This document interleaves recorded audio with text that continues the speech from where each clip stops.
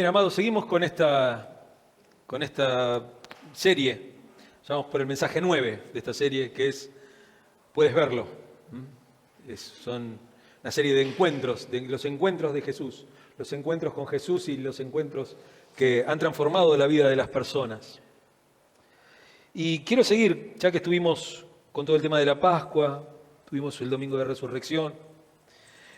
Quiero seguir en ese texto, en un paralelo, que es Lucas capítulo 24, del versículo 5 al 12. El título de este sermón es Memorias de un amanecer, el despertar misionero tras la tumba vacía. Lucas capítulo 24, versos 5 al 12. Dice, asustadas se postraron hasta tocar el suelo con su rostro. Pero ellos dijeron, ¿por qué buscan ustedes entre los muertos al que vive? No está aquí, ha resucitado. Recuerden lo que dijo cuando todavía estaba con ustedes en Galilea. El Hijo del Hombre tiene que ser entregado en manos de hombres pecadores y ser crucificado, pero al tercer día resucitará. Entonces ellas se acordaron de las palabras de Jesús. Al regresar del sepulcro, les contaron todas estas cosas a los 11 y a todos los demás. Las mujeres eran María Magdalena, Juana, María la madre de Santiago y las demás que las acompañaban. Pero a los discípulos el relato les pareció una tontería, así que no les creyeron. Pedro, sin embargo, salió corriendo del sepulcro, se asomó y vio solo las vendas de tela de lino. Luego volvió a su casa, extrañado de lo que había sucedido. Ese es el texto que vimos. Vemos cómo tiene mucha relación con todo lo que estamos viendo. Vimos el pasaje completo cuando leímos el paralelo de Juan, ¿no es cierto? Cuando Pedro salió corriendo, pero Juan también salió corriendo con él, y que Juan corría más rápido porque era más joven, y llegó, y vimos todo eso, y vimos que María Magdalena no estaba sola, sino que estaba con un grupo de mujeres, y que en ese lugar había 11, porque Judas se había ahorcado, Judas había salido del grupo, pero también había muchos más. Entonces yo quiero que veamos la introducción, porque ya más o menos la historia la tenemos bastante clara. La hemos leído tantas veces y la hemos predicado a lo largo de la Cuaresma también. Y quiero que veamos primero la cruz y sus resultados. La crucifixión de Cristo tuvo resultados, pero tuvo resultados instantáneos en ese momento en la gente que estaba ahí. Hubo una liberación. Muchos pensaron que se habían librado de algo que les molestaba, que era Jesús. Lo primero eran los sacerdotes. Se habían librado de aquel que hablaba con la autoridad que ellos no tenían. Jesús hablaba como aquel que tiene autoridad. Y eso era lo que atraía a muchas personas. Que hablaba como que tenía autoridad para hablar. No era como los sacerdotes que repetían, que decían, no, porque así como dice el rabí Jalil, el rabí... ¿Cierto? Ellos se tomaban más de lo que era la tradición de los ancianos, que eso está escrito, ¿no? Es la Midrash. Aparte de la Biblia hebrea, ellos tienen otros libros, que es, por ejemplo, la Midrash, que es algo así como un comentario de la Biblia. Y cada uno pone su opinión y va poniendo lo que cada uno siente. Es como un conjunto de prédicas, de sermones, una cosa así. Y ellos decían, bueno, no, porque aquel. Y Jesús decía, ¿oíste que le fue dicho? Pero después decía, pero yo les digo. Hablaba como quien tenía autoridad. Y ellos pensaron, los sacerdotes dijeron, se fue este. Los fariseos también se libraron de aquel que con su propia vida mostraba lo que ellos eran. Mostraban el pecado de los fariseos, de los religiosos de aquella época. Él decía, ustedes van y devoran las casas de las viudas. Ustedes son unos hipócritas. Ustedes lo único que hacen es ponerle cargas a la gente. Y recuerdan lo que pasó, porque lo vimos en el sermón cuando hablamos de ser iluminados, ¿no? Acerca del ciego de nacimiento. Le dijo, ¿qué? ¿Acaso nosotros somos ciegos? Dice, bueno, si fueran ciegos no tendrían pecado. Ahora que dicen que ven, su pecado permanece. Así que Jesús también les habla a ellos. Y le habla también a las autoridades romanas, a Herodes, a toda la gente que se libró, que se creyó librado de un tumulto de gente, de un montón de gente que reclamaba eso, que reclamaba alguien con autoridad. Alguien que les muestre el verdadero evangelio, alguien que les muestre realmente a Dios.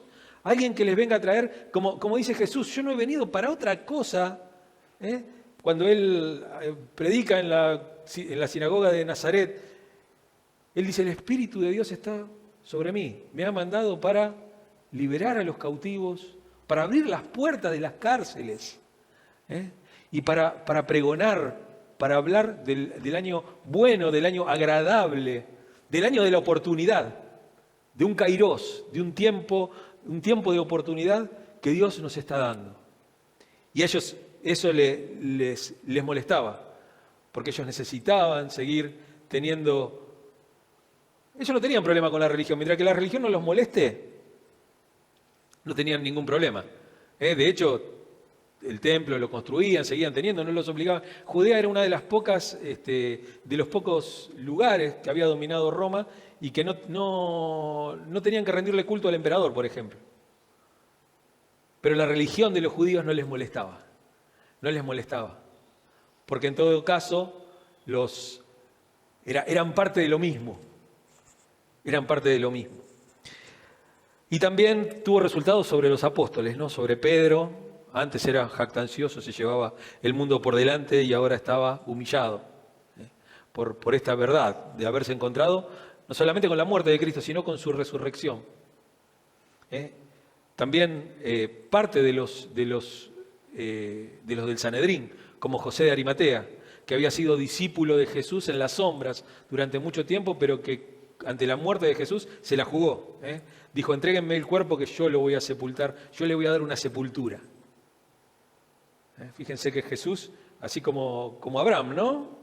No tenía ni siquiera una tumba, no tenía dónde caerse muerto. Después cuando hablamos del Evangelio de la prosperidad y de que somos reyes, tenemos que vivir como reyes, sin embargo Jesús dice, el Hijo del Hombre no tiene dónde apoyar la cabeza, así que el que quiera seguirme con esta premisa, sígame, no hay ningún problema. Y después el escenario y la escena que impactó a estas mujeres. Las mujeres van a la tumba a embalsamar el cuerpo del Señor, lo vimos la semana pasada con ciertas hierbas aromáticas para evitar el olor del cuerpo que se fuera a descomponer. Fueron el primer día de la semana, después del Shabbat, el domingo, el día del Señor, y muy temprano de mañana, fue antes que clareara, y vimos que la piedra había sido removida. Dijimos que la piedra es un golel, que es una piedra tallada, redonda, que se puede empujar, pero que había que tener mucha fuerza para empujarla. Había que ir con palancas. Vamos al desarrollo. Eso como introducción. Vemos 3 puntos, como siempre. Las mujeres se acordaron de sus palabras. Se acordaron de sus palabras. Las mujeres regresaron a los demás, regresaron a los discípulos. Y como tercero, el informe de las mujeres. Vamos con el primer punto. Versículos 6 al 8.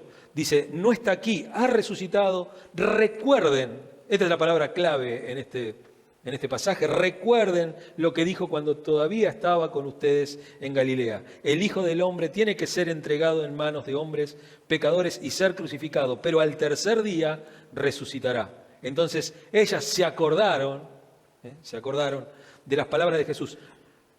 La palabra acordarse, recordar, tiene un peso muy, pero muy fuerte dentro de la cultura judía. Si ustedes ven en Deuteronomio, por ejemplo, entonces se acordaron, entonces ese pueblo había olvidado, entonces se acordaron. Y también en Génesis vemos que eso también pasa sobre Dios. Y se acordó Dios.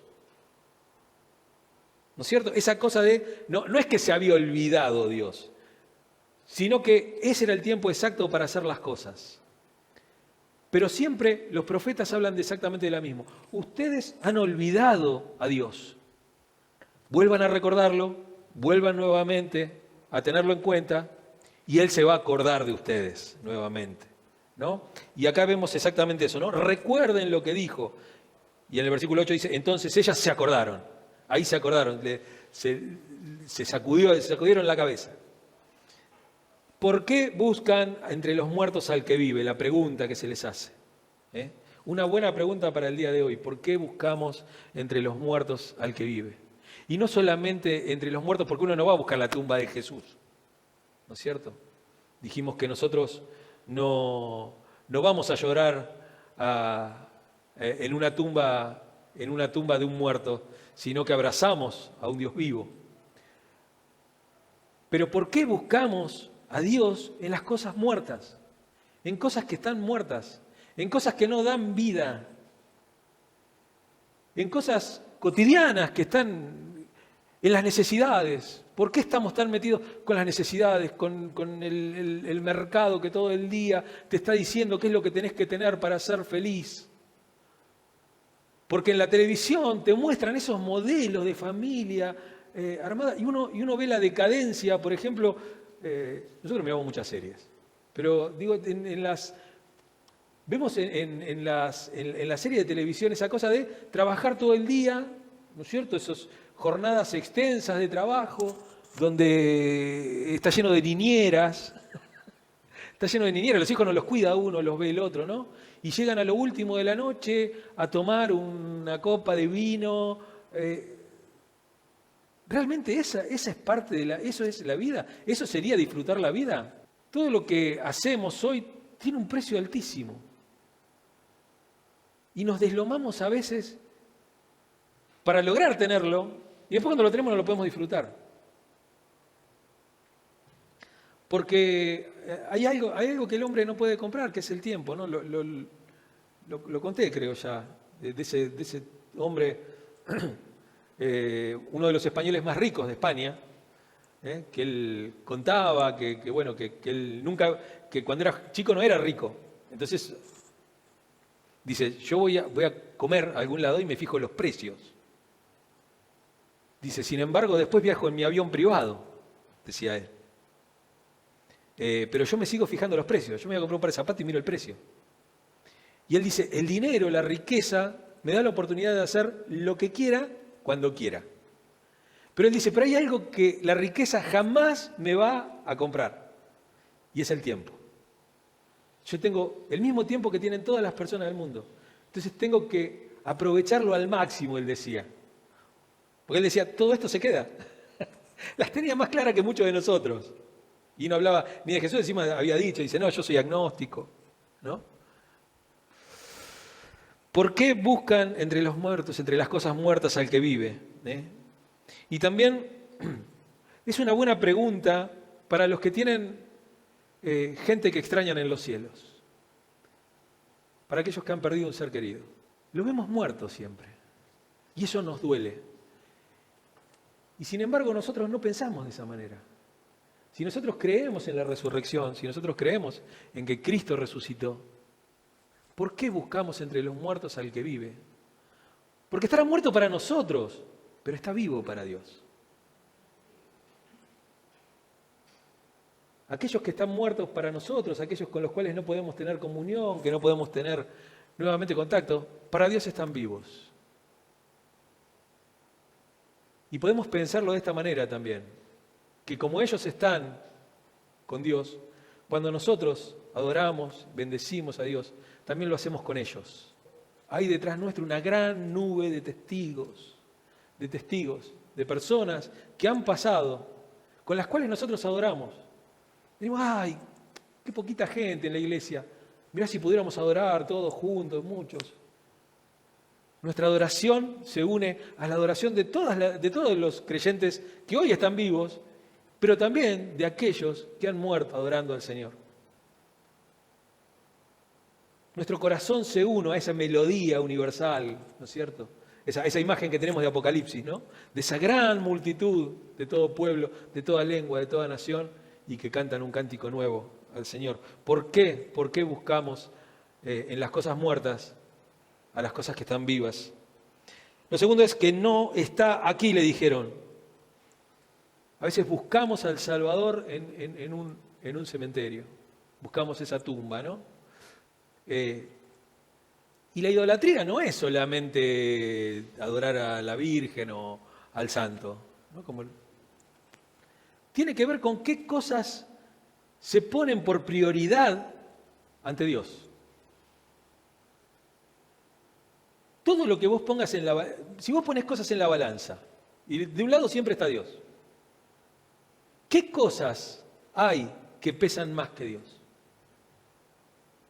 Sinceramente, no digo el hecho, no, para mí Dios es lo primero, lo único. ¿Cuántas cosas vos ponés por delante de Dios en tu vida? Bueno, eso se llama idolatría. Dios tiene que ser lo primero en tu vida. Tiene que ser la primer luz de pensamiento en tu vida cuando te levantás.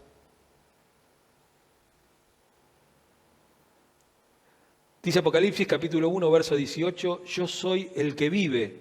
Estuve muerto, pero ahora vivo por los siglos de los siglos y tengo las llaves de la muerte y sus dominios. Lo tercero es una gran exhortación, que es la palabra esta que es clave, acordarse, acordarse. Fíjense cómo ellas se acordaron. Veamos 3 textos. Mateo capítulo 12, verso 40. Dice, porque así como Jonás estuvo 3 días y 3 noches en el vientre de un enorme pez, también 3 días y 3 noches estará el Hijo del Hombre en el corazón de la tierra.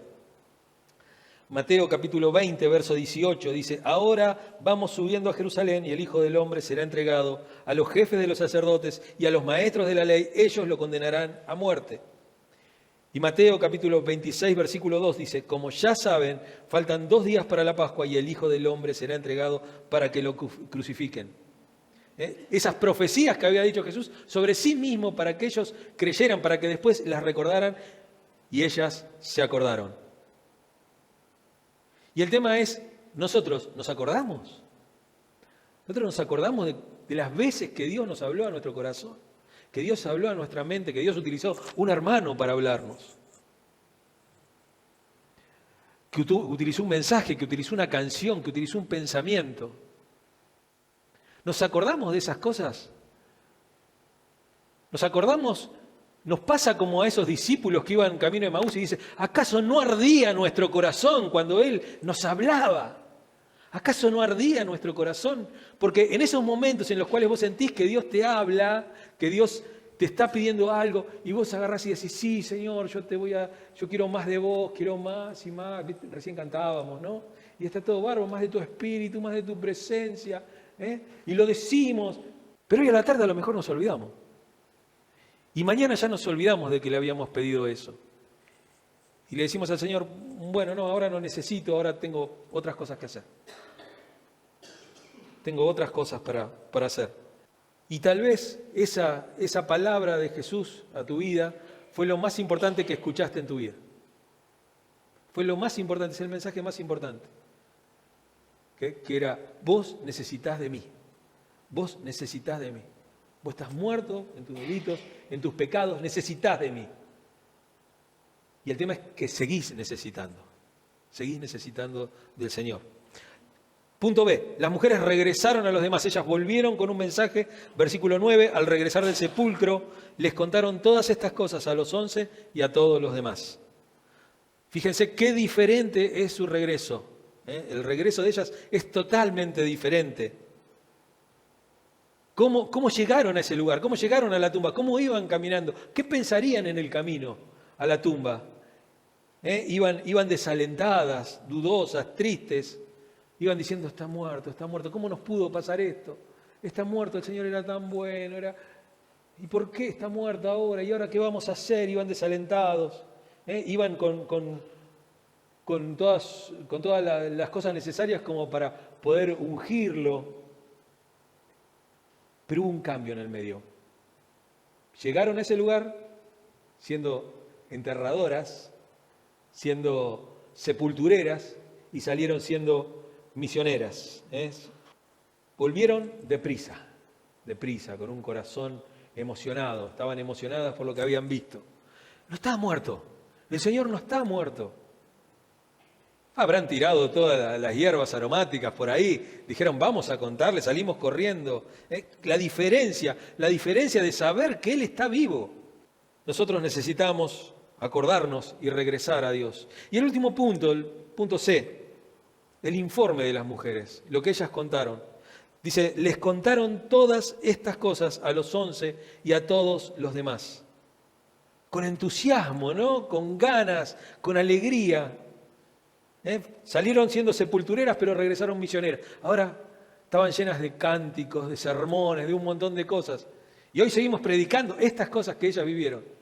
porque les cambió la vida y a nosotros nos ha cambiado la vida el encontrarnos con el Dios vivo, con Jesús, pero con el auténtico Jesús, ¿no? No con el Jesús que a veces nos presentan, Jesús más parecido al genio de la botella, ¿no? Que está para satisfacer nuestros deseos, sino ese Jesús que nos acompaña, a ese Jesús. Recién cuando llegó me decía, me olvidé tu nombre, Osvaldo. Me decía Osvaldo, me dice, el gozo en el corazón de tener a Cristo, de haber conocido a Cristo. Estar acá 85 años, ¿no? Y el gozo en el corazón de tener a Cristo y de sentir su compañía. De sentir su compañía, de sentirte acompañado, de saber que no estás solo en la vida. Uno está solo en la vida. Y puedes estar casado, y puedes tener hijos, y puedes tener una familia re grande, pero acá adentro estás solo. Sos vos y tus pensamientos. Sos vos y lo que viviste. Sos vos y esas cosas que no contás. Sos vos y esas cosas que a veces no te querés ni siquiera acordar porque te hacen sentir triste, por cosas que viviste en la vida. Por temores a cosas. Por temores a lo que tenés. Y decimos, te quiero, te amo a la otra persona, a las otras personas, pero lo hacemos esperando una devolución. ¿No? Y ante la devolución también entra el miedo. ¿Me seguirá amando? ¿Me seguirá amando después? Ahora en Cristo uno puede ser como es. Puede ser libre, puede expresarse con Él, puede sentir su compañía y una compañía que es inalterable. Como lo vimos la semana pasada, ¿no? Jesús trataba a todos igual, a todos sus discípulos, de tal manera que cuando Él dijo, el que me va a traicionar es uno de ustedes. Ninguno se daba cuenta quién era. ¿Dijeron, seré yo? ¿Acaso seré yo? Porque Jesús trataba a todos por igual. No le importaba que uno de ellos, no los he elegido a todos ustedes, y uno de ustedes es el diablo. Miren. Jesús nos ama, pero con un amor totalmente distinto. Fueron a hacer el duelo, ¿no? O a iniciar el duelo. Fueron a cerrar el episodio de la muerte, a ungir el cuerpo. Fueron a velarlo. Fueron a hacer eso. Fueron a vivir un momento triste, un momento angustiante, pero volvieron anunciando una bendición. El Señor ha resucitado. Él está vivo. Y trajeron el mensaje del Evangelio por excelencia. Este es el mensaje del Evangelio.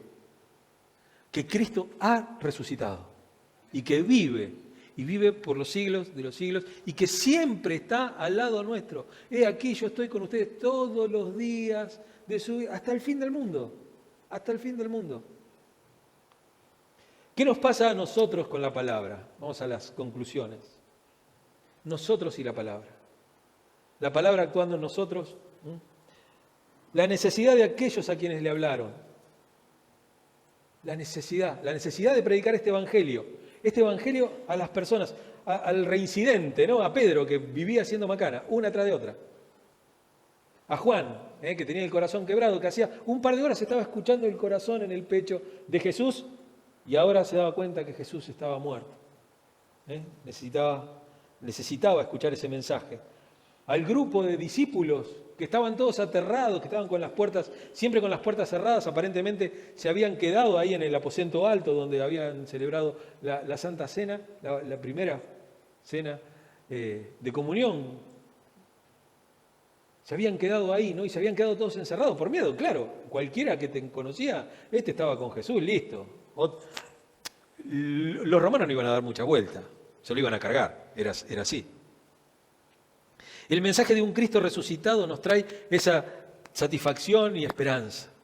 Satisfacción del hecho de estar satisfechos, de saber de que todo está cubierto, de que todo está hecho. Y en la práctica y la devoción, ¿qué pasa con eso? ¿Qué pasa en la práctica en todos los días? Se encuentran en el acto de llevar ese mensaje de esperanza,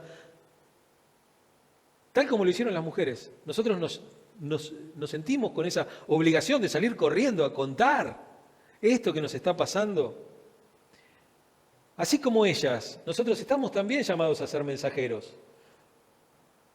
Mensajeros de estas buenas noticias, no de una religión. De hecho, lo venimos comentando este último tiempo, ¿no? El mandato del Señor no es tráiganlos. El mandato del Señor es vayan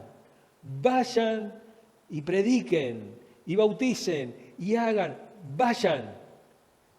Nosotros tenemos que salir.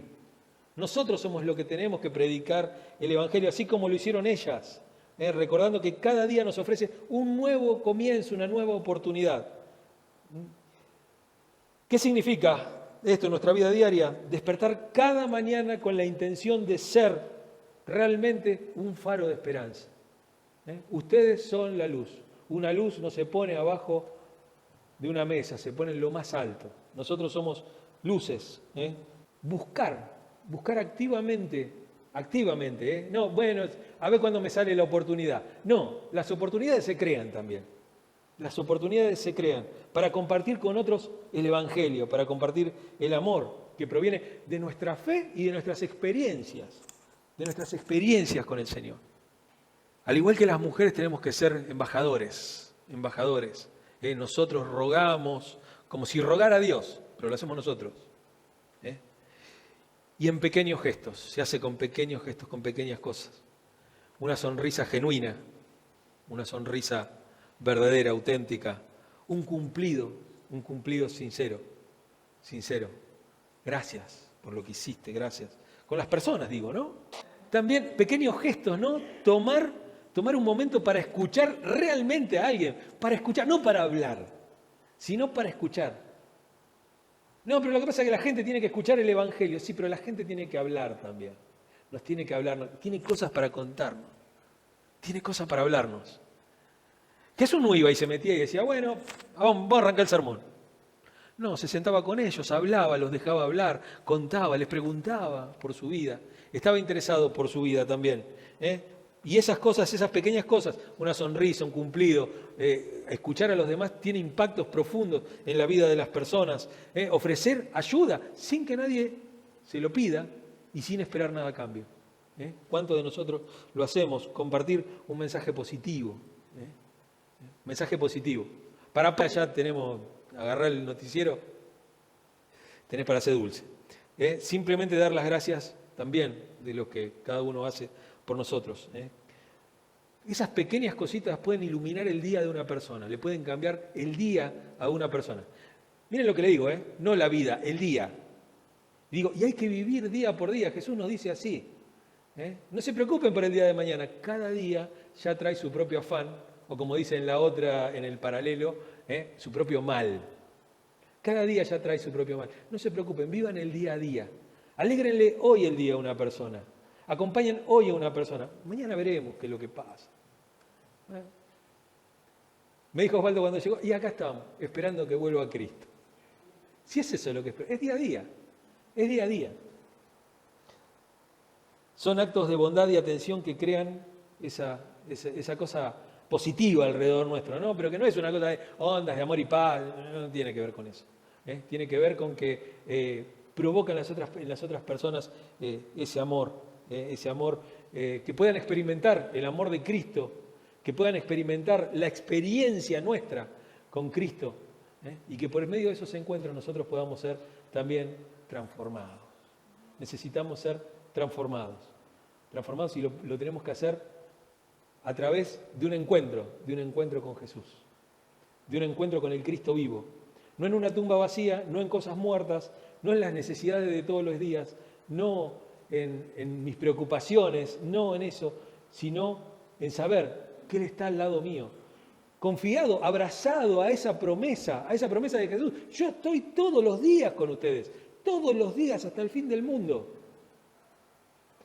Entonces uno dice, y bueno, pero Él dijo que iba a estar con nosotros todos los días, pero a lo mejor un día no está más, porque Él dijo que en el año 1950 ya no iba a estar más. No, Él no puso límite, dijo todos los días, hasta el fin del mundo, todos los días. Esa es nuestra esperanza. Es simple, no parece ser tan elevada. Sin embargo, es el mensaje del Evangelio. Que Dios se haya encarnado para venir a contarnos esto, habiendo hablado de tantas otras formas, dice Hebreos, ¿no? En estos últimos tiempos lo ha hecho por medio de su Hijo. Jesucristo nos viene a hablar de esto. Nos viene a hablar de compartir, de comunión, de preocuparnos unos por otros, de sanarnos las heridas, de acompañarnos, de caminar juntos y de vivir el Evangelio juntos. Eso es lo que Jesús quiere. Y quiere caminar con nosotros como un pueblo, como su pueblo. Amén.